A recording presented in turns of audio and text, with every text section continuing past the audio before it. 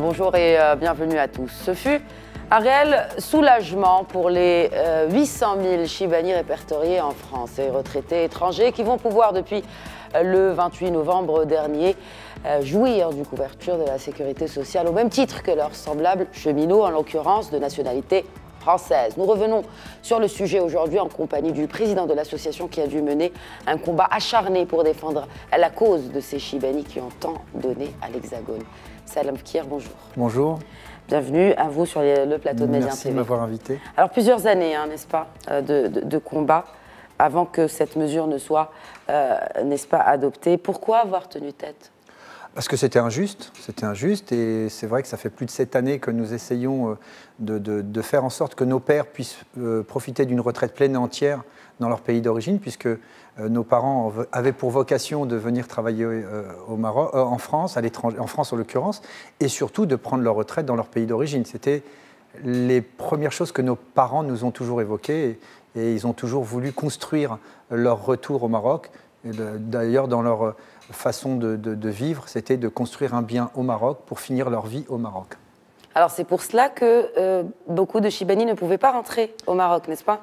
Disons qu'il y avait un vrai problème, c'est-à-dire que la retraite en elle-même, la pension de retraite avait cette condition de portabilité. Il n'y avait aucun problème pour pouvoir percevoir la retraite pleine à l'étranger, mais sauf que la sécurité sociale, la couverture de la sécurité sociale, elle était conditionnée à la condition de résidence. Donc, ce qui fait que dès qu'ils dépassaient 6 mois et 1 jour, ils perdaient tous leurs droits à la couverture de la sécurité sociale. Qu'est-ce qu'elle prévoit au juste, justement? Qu'est-ce qu'ils pouvaient perdre au cas où ils décidaient de rentrer, finir leur jour finalement ils perdaient au Maroc ou dans d'autres pays, parce que les 800 000, il n'y a pas que des Marocains ou des Maghrébins. Alors, dans les 803 000, bien sûr, c'est l'ensemble des retraités étrangers, c'est-à-dire c'était des Polonais, des Espagnols, des Portugais, et donc ils perdaient la possibilité d'être couverts auprès de la sécurité sociale. Nous avons eu des dossiers où la sécurité sociale a dernièrement vérifié les passeports de nos Chibani, avec un peu discriminatoire, c'est-à-dire qu'ils descendent dans les foyers, par exemple, et ils demandent des passeports pour voir s'ils ont dépassé les 6 mois et 1 jour. Et il y avait une demande de remboursement des frais médicaux. Nous avons des dossiers qui sont montés jusqu'à plus de 30 000 € de remboursement. Et j'ai même des Chibani.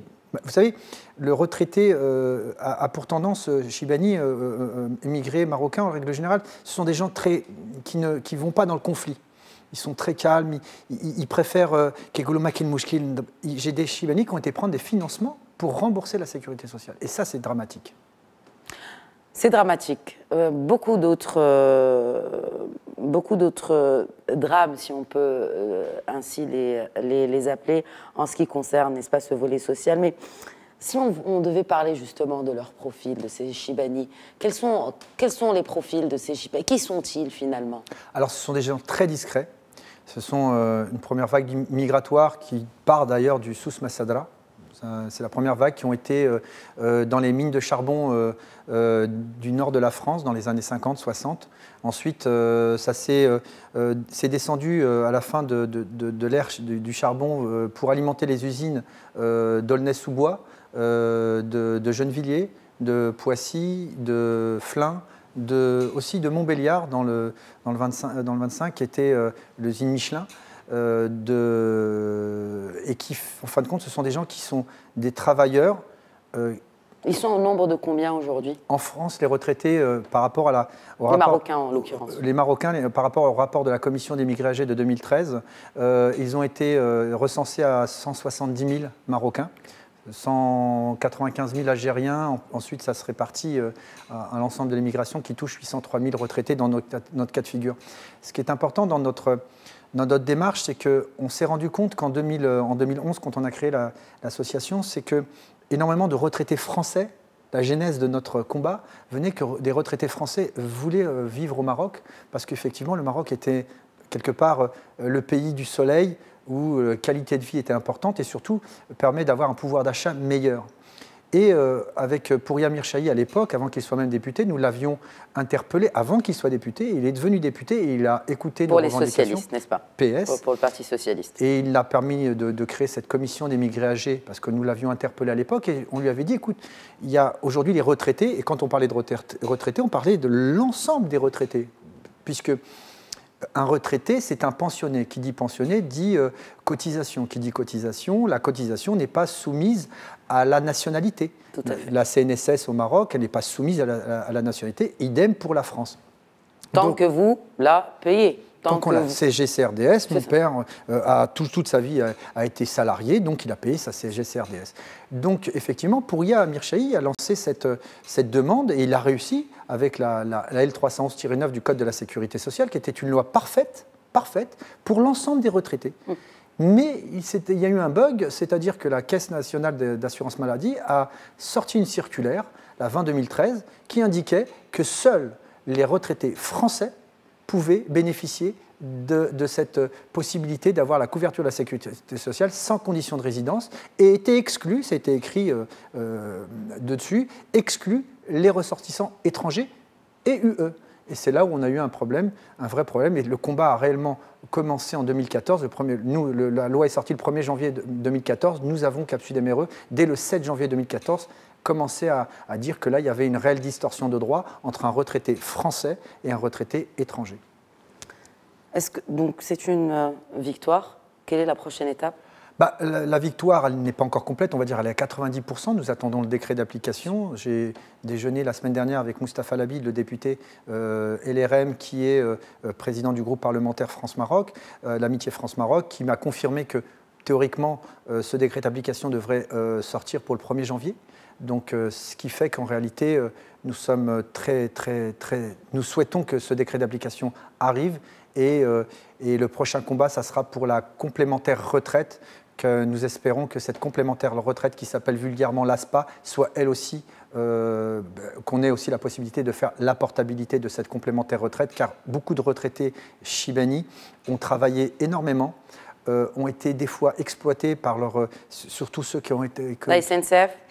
La SNCF, c'est un combat, mais ils ont eu cette chance d'avoir d'avoir une institution régalienne. Mais vous avez beaucoup de ceux qui ont travaillé dans les vignes par des agriculteurs et autres, qui n'ont pas été déclarés. Eux pensaient qu'ils l'étaient, mais ils n'ont pas été déclarés et qui, en fin de compte, se retrouvent en fin de vie avec des toutes petites retraites et ils sont obligés d'avoir une complémentaire retraite. Et cette complémentaire retraite est, elle aussi, encore soumise à condition de résidence. Et c'est ce qu'on va essayer de faire en sorte, au même titre que la sécurité sociale, faire en sorte qu'on puisse bénéficier d'une complémentaire retraite sans condition de résidence, puisque la retraite en elle-même, elle est sans condition de résidence. Tout simplement uniformiser tout ça pour que nos retraités qui ont cotisé puissent vivre leur retraite pleine et entière dans leur pays d'origine, avec leur famille, parce que la majorité d'entre eux, ce sont des personnes qui vivent seules, ces gens-là, qui n'ont pas fait le rapatriement familial et se retrouvent tout seuls dans des 9 mètres carrés avec une solitude, quand on arrive à 70-80 ans, qui est inadmissible. Le combat continue. Aujourd'hui,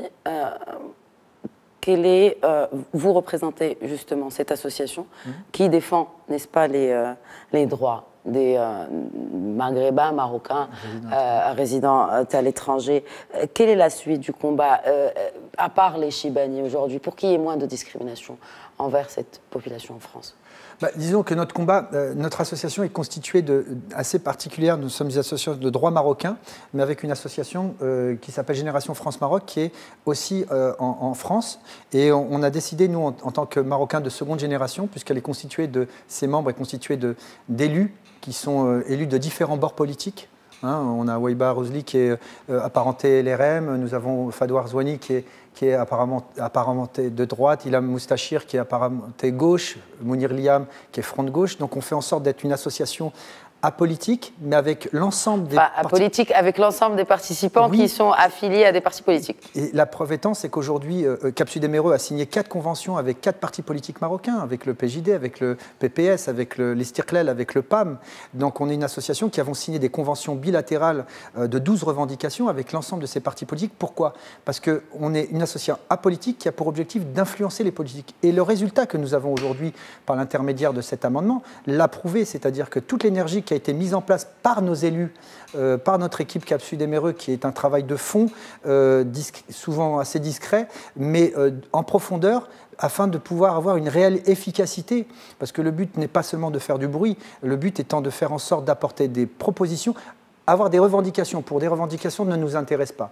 Chaque revendication que nous apportons, nous y apportons une solution de façon à ce que même les politiques qui veulent porter le projet puissent avoir des éléments pour pouvoir travailler. Et c'est ce que nous avons fait pour cette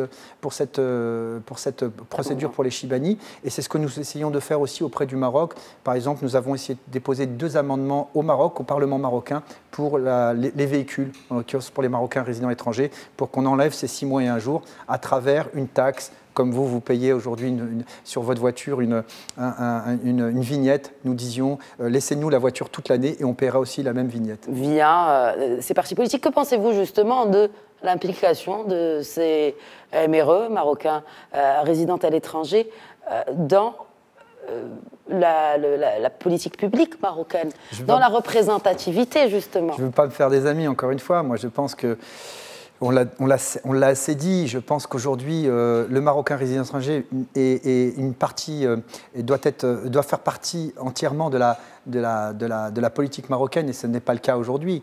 Aujourd'hui, toutes les institutions représentatives du Maroc ne sont pas gérées par des Marocains résidant à l'étranger.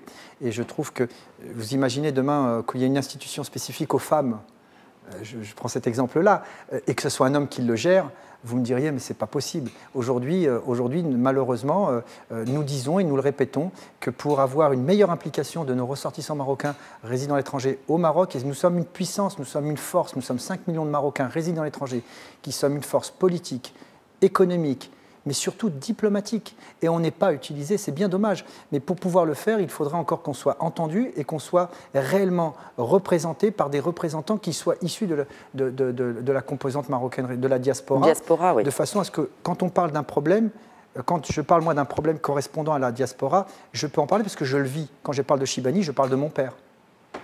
Salem Fikir, merci beaucoup. Merci à vous. D'avoir répondu aux questions de Médien TV, et puis je vous souhaite très bon courage pour la suite du combat. Merci à Médien TV de encore nous avoir contactés, nous avoir permis de pouvoir exprimer toute cette joie ici, et merci à vous.